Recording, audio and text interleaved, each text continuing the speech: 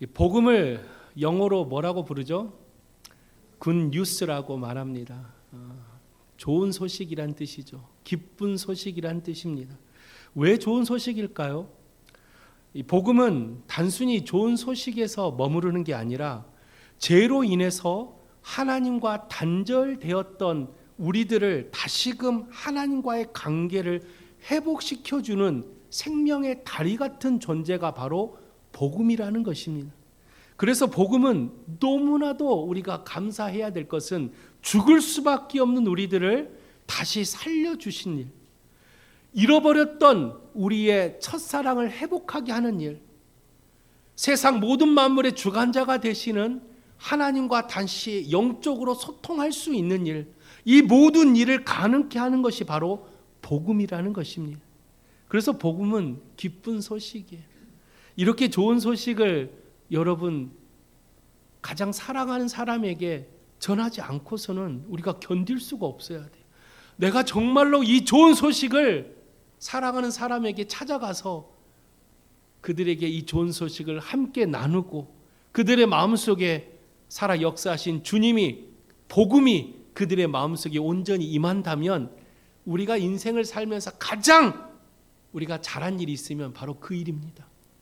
여러분 세상에 일을 하다 보면 때로는 후회한 일도 있고 때로는 그래 그럭저럭 잘 살았어 라고 생각하는 사람이 있고 어떤 사람은 어떤 일을 하고 나서 너무나도 그 일에 감사해서 하나님께 기도를 올리는 여러 가지 일들이 있을 거예요.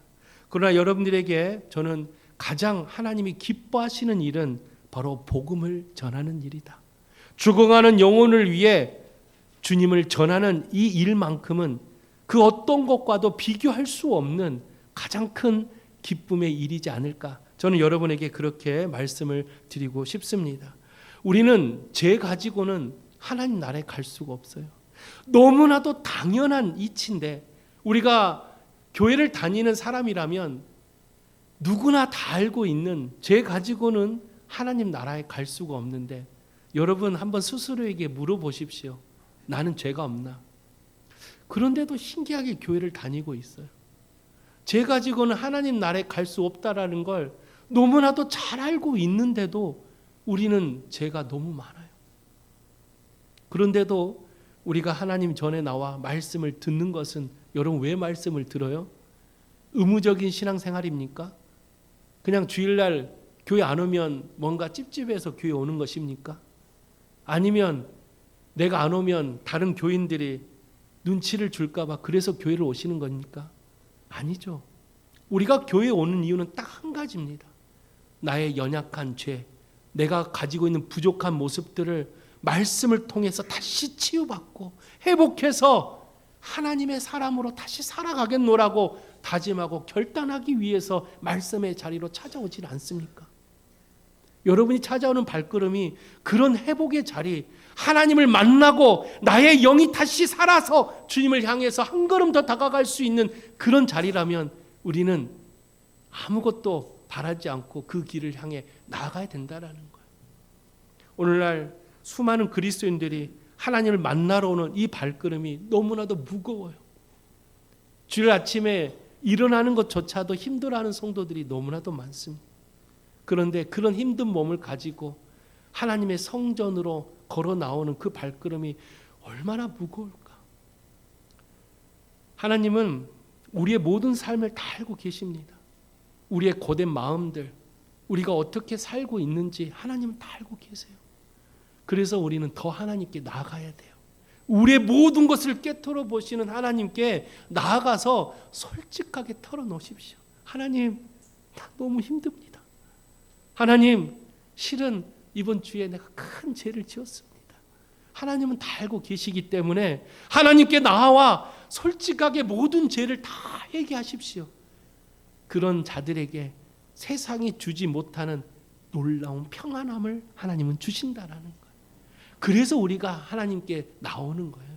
누구 때문에 나오는 게 아니라 교회 안 가면 목사님 전화하잖아요. 찾아오잖아요. 그래서 교회 오는 게 아니라 내가 진정으로 하나님을 다시 만나고자 내 연약한 부분이 회복되고자 나의 마음속에 있는 이 죄들을 회개하고자 하나님의 전에 나오고 있다면 그 그런 연약한 사람일지라도, 그런 부족한 사람일지라도 주님은 그런 자를 통해 역사하시는 거예요.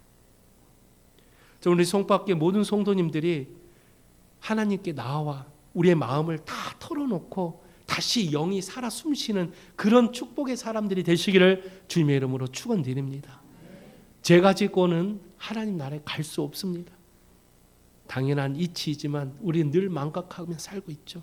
그래서 우리는 죄를 짓지 않기 위해 노력하기보다는 죄를 짓고 회개하는 것을 더 열심히 해야 된다라는 거예요. 나 오늘 죄 안 지어야지? 아니요.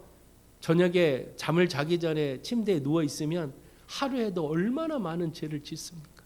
말로 지은 죄, 행동으로 지은 죄, 내 마음속에 보이지 않는 시기와 질투와 욕심과 분노와 성냄으로 지은 죄들 얼마나 많습니까? 우리의 이 연약함을 하나님이 알고 계신다면 여러분 죄를 안 짓기 위해서 노력하지 마시고 내가 죄를 지었을 때 솔직하게 하나님께 나와 회개할 수 있는 그런 사람들이 되시기를 주님의 이름으로 축원드립니다. 그러기 위해서는 내 영이 살아 있어야 돼요. 왜요? 죄를 짓고도 이게 죄인지를 모르는 사람들이 너무나도 많다라는 거예요. 내 영이 죽어 있으면 죄를 짓고도 이게 죄인지를 모른다라는 거예요. 그래서 우리가 영이 살아 있으려면 늘 말씀과 기도로 내 영을 다시 깨워야 돼요.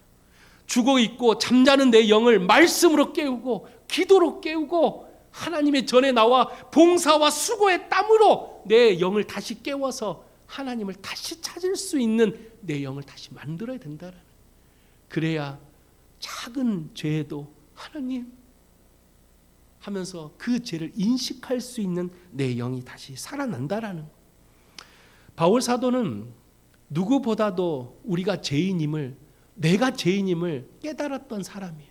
그래서 바울 사도가 로마서 5장 8절에 뭐라고 고백하냐면 우리가 아직 죄인 되었을 때에 그리스도께서 우리를 위하여 죽으심으로 하나님께서 우리에 대한 자기의 사랑을 확증하셨느니라. 우리가 죄인 되었을 때, 우리가 죄를 지었을 때 하나님은 가만히 있지 아니하시고 우리에게 독생자 예수 그리스도를 보내주셔서 우리의 모든 죄를 위해서 십자가에 달려 죽으심으로 하나님의 사랑을 우리에게 보여주셨다라는 거예요. 그런데도 하나님을 우리가 사랑하지 않는다면, 그런데도 하나님의 그 은혜를 우리가 망각하고 살고 있다면 우리는 얼마나 못된 사람들입니까? 사랑하는 성도 여러분, 하나님은 단 한 번도 우리를 떠나신 적이 없어요. 못난 나도, 부족한 나도, 아니요, 교회를 설사 다니고 있지 않는 내 주변의 사람들도 하나님은 절대로 그들도 떠나지 않아요. 마치 탕자를 오랫동안 기다렸던 아버지처럼 세상에서 방황하고 방탕하고 죄 가운데 살고 있을지라도 하나님 아버지는 우리를 떠나지 않습니다. 계속해서 기다리시고 두 팔 벌려서 다시 돌아올 때까지 우리를 위해 기도하고 계신다라는 거예요. 사랑하는 여러분, 하나님께로 나아가십시오. 지친 몸, 죄든 나의 몸을 이끌고 하나님께로 나아가십시오. 그런 여러분의 발걸음 위에 하나님의 놀라운 은혜가, 하나님의 충만한 하나님의 성령의 은혜가 여러분을 통해 역사하실 것을 여러분들 믿으시기를 주의 이름으로 축원드립니다. 우리가 육신이 아프면 어디를 가요? 병원을 가요. 누구를 만납니까? 의사를 만나요. 근데 우리 영이 아프면 누구를 만나야 될까요? 주님을 만나야죠. 그런데 왜 영이 아픈데 주님을 안 만나십니까? 영이 아픈데 왜 주님께 나아가지 않습니까? 내 영이 너무나도 병들었는데 왜 자꾸만 세상 것으로, 세상 쾌락과 향락으로 우리의 마음을 다시 일으키려고 그런 썩어질 수밖에 없는 것을 붙들고 계십니까? 우리는 다시 한번 하나님 앞에 곰곰이 엎드려 기도해야 돼요. 내 영이 병들었다면 내 영을 고칠 수 있는 유일한 분은 오직 살아 역사하신 주님 한 분뿐이라는 것. 주님께 나아가십시오. 우리의 모든 병들었던 우리의 영을 고치시고 다시 회복시켜서 하나님의 사람으로 세상을 변화시키고 수많은 사람들에게 선한 영향을 미치는 축복의 사람으로 우리를 바꿔주시는 그런 주님께 나아가시기를 주님의 이름으로 축원드립니다. 오늘 본문은요, 그런 연약했던 베드로를 고치시고 하나님께서 다시 회복시키셔서 수많은 사람들에게 선한 영향을 미치는 그런 베드로로 만들어 주신 말씀이 오늘 본문의 말씀입니다. 베드로가 누굽니까? 누구보다도 예수님을 열심히 따라다녔던 사람이에요. 아니요, 따라다닌 것뿐만 아니라 스스로가 내가 누구보다도 예수님을 사랑하는 사람이야. 내가 예수님이라면 내 모든 것을 바쳐서라도 예수님을 위해서 나는 모든 것을 던지겠다라고 말할 정도로 베드로는 그런 예수님에게는 오른팔 같은 사람이었어요. 그런데 그런 베드로가 한 가지 약점이 하나 있었어요. 문제가 하나가 있었어요. 그게 뭐예요? 바로 혈기였어요. 혈기가 뭐냐면 내 안에 있는 보이지 않는 고집, 아집, 지식, 경험, 하나님보다 앞서가고자 하는 마음들, 그런 것들을 모두 통해서 바로 혈기라고 불러요. 그런데 베드로는 이런 혈기가 있었어요. 이 혈기는 자신의 영을 병들게 한다는 것을 우리는 잘 알지 못해요. 그래서 베드로도 예수님을 위해서 말고의 길을 자르지 않습니까? 누가 보면 베드로 그럴 수 있어. 누구보다도 예수님을 사랑했던 사람이기 때문에 예수님을 잡으러 온 그 병사들에게 칼을 꺼내서 그 병사의 길을 자를 수 있어 라고 옹호할 수 있어요. 그런데 예수님은 그런 베드로에게 다시금 칼을 칼집에 꽂아넣어라. 칼로 흥한 자는 칼로 망하느니라. 그 말은 뭐냐? 내가 가진 혈기로 주님을 위한다고, 내가 가진 혈기로 교회를 봉사한다고, 내가 가진 혈기로 주님을 위해서 살겠노라고 하는 모든 것들이 바로 혈기에서 나오는 것들입니다. 제가 목회를 하면서 많은 교회들을 다니면서 교회마다 꼭 문제가 일어나는 것들을 보면 가장 많이 교회에서 문제가 일어나는 게 바로 이 혈기 때문에 그래요. 다 교인들은요, 교회를 위한다, 주님을 위한다라고 봉사를 하고 헌신을 해요. 그런데 정말로 주님을 위했다면 자신의 그 수고의 땀을 좀 알아주지 않더라도, 누군가가 내가 봉사했던 것을 그냥 알아주지 않아도 서운해하지 않아야 되는데, 이상하게 많은 성도들은 내가 열심히 이번 행사를 위해서 수고했는데, 내가 열심히 교회를 위해서 봉사하는데 목사님은 그것도 모른다, 성도들은 그것도 모른다 라고 자꾸 마음속에 뭐가 찾아와요? 서운함이 찾아와요. 그게 혈기예요. 내 생각으로 하나님을 위한다라는 그 마음이 바로 내 생각으로 하나님을 위하는 것. 정말로 베드로가 예수님을 위한 거였다면 말고의 길을 자르는 게 아니었어요. 오히려 자신이 대신해서 병사들에게 매를 맞았어야죠. 자신이 대신해서 병사들에게 끌려갔어야죠. 그게 정말로 예수님을 위하는 섬김과 봉사의 모습이에요.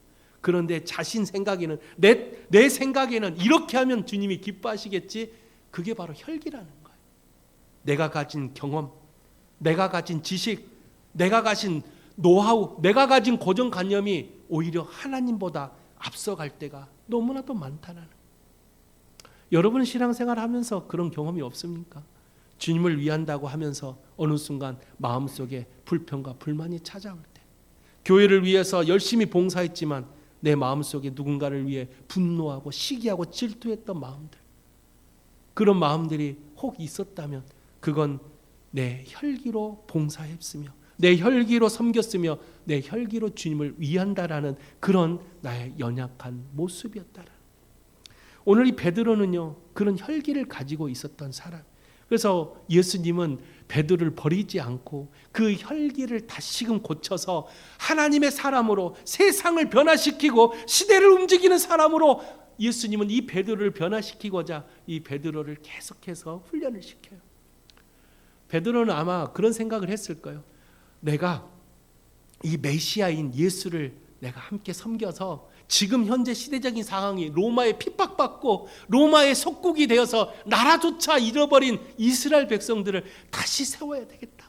이 이스라엘 백성들에게 다시금 소망을 주고 다시금 그들의 기쁨을 줘야 되겠다라는 베드로는 어찌 보면 좋은 생각으로 시작을 했을까요? 저 메시아라면, 메시아라는 예수를 내가 따라가면 우리 이스라엘 나라가 다시 회복할 거야. 저 로마가 무너뜨려지고 다시 이스라엘 백성들이 기쁨의 나라로 회복될 거야 라는 좋은 취지에서 아마 베드로는 시작했을 거예요.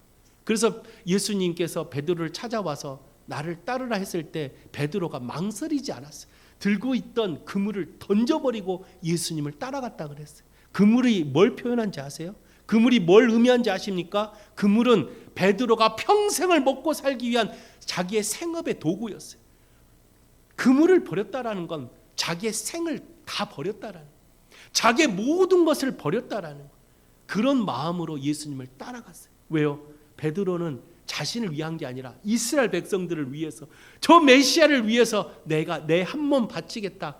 그런데 그런 베드로 마음속에 이 혈기가 예수님보다 앞서가기 시작해요. 결국 베드로가 예수님께서 십자가에 달려 돌아가셨을 때 베드로는 예수님을 3번이나 부인해요. 나 그 사람 몰라요. 아유, 나 그 사람과 관계된 사람이 아닙니다. 아유, 무슨 소리 하십니까? 자신의 혈기로 예수님을 따랐던 베드로는 자신의 생각 속에, 야, 내가 믿었던 메시아가 아닌가? 저렇게 처참하게 십자가에서 달려 죽을 바엔 내가 저 메시아를 거부해야 되겠다, 나 부인해야 되겠다 라는 혈기가 어느 순간 베드로를 저 밑에까지 떨어뜨려 놓고, 그런 베드로가 예수님을 다시 만났던 장소가 부활하신 예수님이죠. 이런 베드로를 훈련시키고 다시금 회복시키는 예수님의 모습을 보면, 아, 이게 바로 하나님의 구원의 역사구나, 하나님은 단 한 사람도 버리지 않고 계시는구나 라는 것을 말씀을 묵상하면서 다시금 느꼈어요. 그러면서 한 사람이 딱 떠오르더라고요. 모세라는 사람. 모세라는 사람도 열심히 하나님을 위해 섬겼던 사람이죠. 어렸을 때 물론 애굽의 공주의 손에 들려서 행복하게 40년을 애굽의 왕자로 살았지만, 그때 이 모세를 옆에서 젖을 먹이고 이 모세를 어릴 때부터 돌봤던 사람이 누굽니까? 그 유모가 누구예요? 어머니였어요. 어머니는 모세에게 젖을 먹이면서, 모세야, 너는 히브리 사람이야, 너는 이스라엘 백성이야, 너는 하나님의 백성이야. 지금 상황이 어렵고 하나님께 너를 들어쓰려고 애굽의 공주의 아들로 있지만 너는 하나님의 백성이야 라면서 젖을 먹이면서 계속 모세에게, 이 어머니는 계속해서 모세를 훈련시켰어요. 그런데 그런 모세가 하나님의 사람으로 열심히 살려고 했는데 혈기가 있었어요. 어느 날 딱 거리를 지나가고 있는데 애굽 사람이 자신의 동족인 히브리 사람을 괴롭히고 있는 거예요. 핍박하고 있는 거예요. 모세가 어떻게 했어요? 열이 받아가지고 돌을 들어가지고 애굽 사람을 쳐 죽여버려요. 물론 모세 입장에 있으면, 아니 하나님의 백성을 감히 누가 건드려 라는 그런 어떤 동족을 향하는 사랑, 하나님을 위했다라고 생각할 수 있는 그런 마음이었을지 몰라요. 그런데 그 방법이 틀렸다라는, 하나님은 그걸 원하지 않아요. 오히려 하나님이 기뻐했었을 것은 차라리 모세가 눈물로 하나님 앞에 엎드렸어야 할 것입니다. 눈물로 하나님께 간구했어야 돼요. 그러나 모세는 그 혈기가 하나님보다 앞서가서 결국은 어떻게 했어요? 하나님께서, 예수님께서 그 모세를 훈련의 장소로 보내줘요. 미디안 광야로 이 모세를 내쫓아요. 한순간에 왕자였던 모세가 광야에서 떠돌이 신세가 돼요. 얼마나 힘들었을까? 모든 것이 갖춰져 있던 애굽의 왕자의 삶에서 이제는 하루 먹고 살기, 아니요 한 끼 먹기도 힘든 광야의 삶을 살아가는 모세가 얼마나 힘들었을까? 아마 성경에는 자세히 안 나왔지만 아마 처음에는 엄청나게 불평했을 거예요. 아니 하나님, 내가 하나님 백성을 구했는데, 내가 하나님의 백성을 위해서 내가 애굽 사람을 내가 처단했는데 나에게 주어지는 결과는 이게 뭡니까? 라고 불평과 원망으로 하루하루를 살았을 거예요. 그러나 하나님은 모세를 버리지 않고 그 모세가 다시금 하나님의 사람으로 회복될 때까지 하루하루를 훈련시켜요. 그게 몇 년이나 걸렸어요? 40년을 훈련을 시켜요. 여러분, 말이 40년이지 여러분에게 혹독한 시련이 40년이 주어진다면 여러분 하나님 원망 안 하겠습니까? 40년을 고난의 길로 걸어가라고 한다면 여러분 하나님 앞에 당장에 하나님 그거는 좀 힘들 것 같습니다. 한 달까지는 제가 해보겠는데 아니요, 한 달도 조금, 한 2주 정도는 내가 고난의 길을 걸어가겠는데 아이고 40년이라뇨. 그런데도 모세는 그 40년 동안 광야에서 훈련을 받아요. 혼자 할 수 없었어요. 그래서 하나님이 누구를 보내줘요? 장인이었던 호밥이라는 이드로라는 사람을 보내줘서 이 모세를 훈련시키고 또 훈련시켜서 모세가 진정으로 하나님의 사람으로 다시 회복됐을 때, 그때 나이가 몇 살이에요? 80세가 됐을 때 하나님이 모세를 들어 다시 사용하셨어요. 그래, 그게 이 모든 역사가 그냥 이루어지는 게 아니라 이게 바로 하나님의 구원의 역사예요. 하나님은 단 한 사람도 버리지 아니하시고 그 사람을 통해 하나님의 나라를 회복시키고 모든 사람들에게 선한 영을 미칠 수 있는 시대의 영적인 지도자를 세우기 위해서 무려 40년을 훈련을 시켰다는.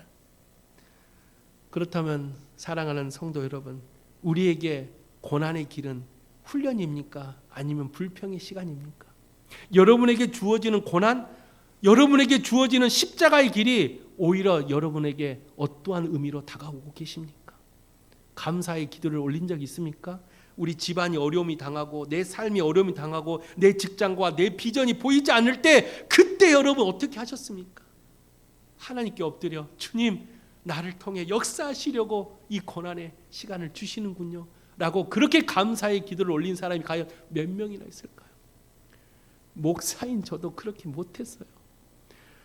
목사인 저도 그렇게 못했다니까요. 제가 야심차게 대학원 시험에 탁 시험 보러 가가지고 이까짓 거 뭐 금방 붙겠지 하고 시험 탁 보고 볼펜 한 자루 들고 탁 갔는데 어떻게 됐다고요? 하나님이 너 아직 목사 될 때가 아닌가 보다 하고 과감하게 하나님께서 나를 저 밑에까지 떨쳐. 아버지도 목사고 주변에 수많은 어떤 사람들을 다 알고 어느 정도 이 정도면 됐겠지라고 생각해서 목사를 길을 걸어가려고 했는데 너 아직 때가 되지 않았어. 그때 함께 공부했던 4명이 있었어요. 학교에서 같이 이 대학원을 준비했던 4명의 사람들이 열심히 영어 공부하고 성경 공부하고 열심히 했는데 그 4명 중에 저만 떨어졌어요. 3명 다 붙었어요. 그래서 제가 떨어졌을 때 너무나도 창피하고 너무나도 화가 나서 목회를 이 길이 아닌가? 라고 내려가서 아버지한테 저 다른 일 하겠다. 그때 저희 아버지가 지금의 이 시간이 오히려 하나님을 만날 수 있는 시간이다. 기도할 수 있는 시간이다. 그렇게 1년을 다시 기도했어요. 1년을 다시 말씀 앞에 엎드렸어요. 그때 이상하게 전도사도 아니고 아직 대학원생도 아닌 저를 하나님께서 신기하게 저를 들어 사용하기 시작해요. 그래서 아버지 교회 수련회를 갔는데 중고등부 수련회를 갔는데 거기서 내가 담당 전도사도 아닌데 그 아이들을 데리고 훈련을 시키고 그 앞에서 인도자로 하나님이 세워줘요. 정말 신기하게 가는 곳곳마다 하나님께서 저를 세워주시는. 아직 대학원에 합격도 하지 않았는데 어떤 시골에 전임 전도사로 저를 부르겠다라는 거예요. 그래서 아직 대학원생도 아닌데 파트 전도사도 아닌 전임 전도사로, 그러면서 교회에서 25평 아파트도 주겠대. 아니 저에게요? 제가 뭔데요? 저는 아무것도 지금 백수인데 학교도 안 다니고 있고 직장도 없고 그냥 집에서 늘 눈만 뜨고 일어나면 하고 있는 백수인데 저에게 어떤 교회에서 전임 전도사로 아파트까지 주면서 그렇게 저를 데려가겠다. 너무 놀랐어요. 그때 제가 기도원에 들어가서 기도를 합니다. 하나님, 이 모든 것이 하나님의 구원의 역사라면, 이 모든 것이 하나님의 섭리의 역사라면 주님, 제가 더 하나님 앞에 엎드리겠습니다. 그때 하나님께서 저의 마음에 때가 되었구나 하고 1년이 딱 됐을 때, 그때 대학원에 시험 보러 아무것도 준비하지 않고, 그 전에는 기출문제 책 이만큼 싸들고 가서 시험을 봤는데 다 떨어졌어요. 근데 신기하게 모나미 볼펜 하나 딱 들고 책상에 놓고 기도했어요. 주여 아버지 뜻대로 하시옵소서 하는데 딱 합격해버려요. 이게 하나님의 구원의 역사인 거예요. 인간의 생각을 뛰어넘는 하나님의 역사. 우리의 혈기를 가지고 봉사하고 혈기를 가지고 섬기고 혈기를 가지고 어떤 비전과 꿈을 품을 때는 아직 때가 되지 않으면 우리에게 고난의 길을 주신다라는 거예요. 시련의 길을 주신다라는 거예요. 그때 불평하지 마십시오. 아직 내가 때가 안 됐구나. 아직 내가 여물지 않았구나 라는 오히려 감사의 기도를 하나님께 올려드려 보십시오. 주님은 우리의 생각하는 그 이상의 길로 우리를 인도하신다라는 거예요. 그런 하나님의 은혜를 경험하고 그런 하나님의 구원의 역사를 경험한다면 그런 사람은 행복한 삶을 살고 있는 거예요. 비록 눈에 보이는 것은 없어요. 손에 잡히는 물질은 없어요. 손에 보이는 권력은 없어요. 그런데도 하나님은 나를 통해 역사하시는 그런 구원의 역사를 경험하고 있다면 얼마나 행복한 사람입니까? 얼마나 우리는 기쁜 사람들입니까? 저는 우리 송파학교의 모든 성도들이 그런 하나님의 구원의 역사 속에서 하나님과 행복하게 하루를 살아가는 그런 여러분 되시기를 주님의 이름으로 축원드립니다. 베드로는 때가 아직 안 됐어요. 그래서 부활하신 예수님이 직접 찾아갑니다. 그리고 베드로에게 이렇게 물어보죠. 내가 나를 사랑하느냐? 이런 예수님의 질문 앞에 베드로가 주께서 아시나이다. 너가 정말 나를 사랑하느냐? 주님이 알고 계시지 않습니까? 진정 너가 나를 사랑하느냐라고 3번이나 물어봐요. 베드로가 몇 번 부인했어요? 3번 부인하죠. 그래서 어떤 목사님이 이 본문을 가지고 어떤 글을 썼어요. 이 베드로를 비난하거나 죄책감을 주려고 하는 것이 아니다. 이건 예수님께서 그의 마음을 만지는 예수님의 하나의 방법이었다라는 거. 우리는 어떻게 해요? 순간 인간적인 생각으로는 예수님 너무나도 그냥 마음이 그냥 조그마시네. 내가 3번 부인했다고 나에게 3번이나 그렇게 질문하시는 예수님 너무하시네 라고 생각할 수 있지만 아니요. 예수님은 우리의 모든 마음을 깨트려 보고 계세요. 베드로 진정으로 그 마음을 회복시키는 예수님의 그 질문 하나하나가 베드로를 다시 이 몸속 깊은 곳에 있는 연약함, 그 혈기들을 토해내는 작업이 바로 예수님의 그 질문이었어요. 내가 나를 사랑하느냐? 내가 나를 진짜 사랑하느냐? 내가 나를 사랑하느냐? 그 3번의 질문이 베드로 몸속에 있는 그 혈기들이 싹 쏟아져 나오는 놀라운 하나님의 역사를 경험해요. 그리고 예수님이 약속하죠. 내가 너희들에게 주겠다 한 성령을 기다려라. 베드로는 아마 누구보다도 그 약속을 기다렸던 사람. 오순절 다락방에서 아마 베드로는 제일 앞에서 2손 들고 기도했던 사람이었을 거예요. 베드로는 그 성령을 받고자 목이 터져라고 기도했던 사람이었을 거예요. 오순절 다락방에 성령이 임했을 때 베드로에게는 놀라운 변화가 일어나기 시작합니다. 사람들은 수군거려요. 야, 저들 술 취했나 보다. 쟤들 미쳤나 보다. 그때 베드로가 오늘 본문의 말씀을 한 거예요. 오늘 본문 말씀 14절에 보면 뭐라고 말해요? 베드로가 11 사도와 함께 서서 소리 높여 이르되 유대인들아 예루살렘에 사는 모든 사람들아 이 일을 너희로 알게 할 것이니 내 말에 귀를 기울이라 하면서 15절 뭐라고 말해요? 때가 제3시니 너희 생각과 같이 이 사람들이 취한 것이 아니다. 베드로가 그 영적인 회복이 되고 성령을 내 마음속에 모시는 그 베드로의 모든 삶이 완전히 변화되어지는 순간 베드로가 영적인 눈이 띄어지더니 이 모든 것이 하나님의 역사인 것을 베드로는 순간 다 깨닫고 유대인들에게 수많은 이스라엘 백성들에게 이 사람들은 술 취한 게 아니야. 성령의 역사야. 그런데 어떻게 설명할 방법이 없어. 왜요? 지금 사람들이 방언이 터지고 막 사람들이 놀라운 하나님의 역사를 경험하고 있는데 이걸 말로 설명할 수가 없어. 그래서 베드로가 선택했던 게 바로 오늘 본문에 나오는 요엘서를 인용해서 이 백성들에게 설교를 하게 됩니다. 이 요엘서를 왜 인용했을까? 이 요엘서가 담고 있는 원래 의미를 우리는 알아야 돼요. 요엘서 우리가 이 말씀이 원래 요엘서에 나오는 말씀인데 이 요엘서의 원래 의미는 요엘 선지자가 이 말씀을 선포했을 당시에 그 당시에 이스라엘 백성들에게는 극심한 메뚜기 떼의 재앙과 가뭄으로 고통받고 있었을 때였어요. 근데 여러분 알다시피 메뚜기 재앙이라든지 가뭄의 재앙들은 언제 내려요? 하나님께서 내리는 건데 언제 내려요? 백성들이 하나님을 잃어버리고 죄 가운데 있을 때 그들을 깨닫게 하기 위한 하나님의 하나의 방법이었어요. 그런데도 이스라엘 백성들은 메뚜기 떼와 가뭄으로 지금 고통받고 있는데도 이게 우리의 죄 때문인지를 모르고 있는 거예요. 그래서 하나님 원망만 하고 있는 거예요. 그런 사람들에게 요엘이라는 선지자가 그들에게 이 말씀, 베드로가 했던 이 말씀을 똑같이 말하면서 너희들 회개하고 돌아오라고.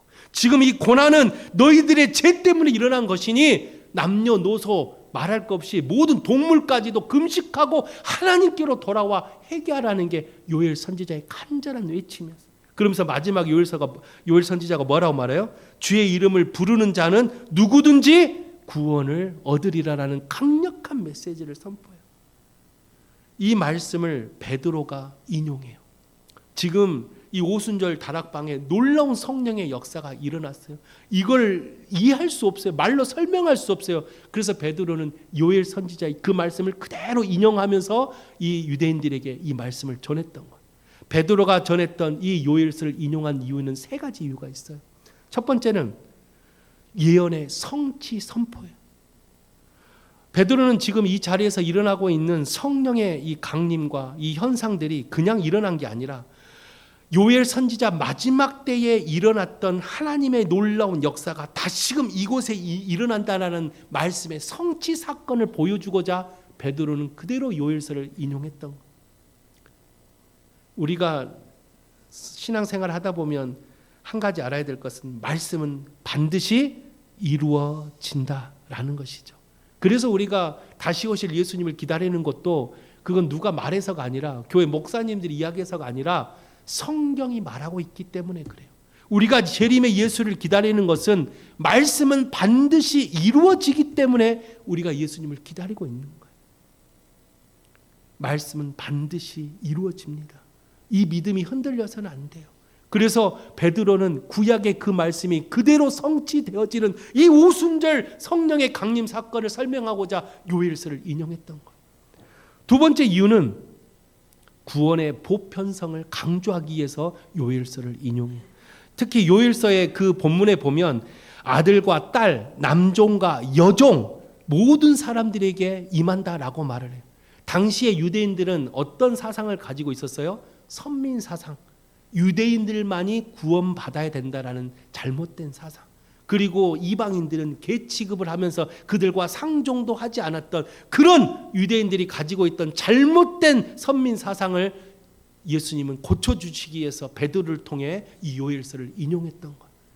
이 요엘서에 뭐라고 말을 한다고요? 아들과 땅, 특히 남종과 여종 다 소외받았던 계층들, 자녀들, 어린아이들은 유대 사회에서는 낄 수가 없어요. 특히 종은 이 유대 사회에 들어올 수가 없었어요. 그런데 요엘 선지자가 말했던 그 말씀을 지금 유대인들에게 똑같이 인용하면서 남종과 여종 모든 자녀와 딸들이 모든 성령을 받을 것이라는 이 베드로의 이 요엘서의 인용은 바로 구원의 보편성을 강조하기 위한 거예요.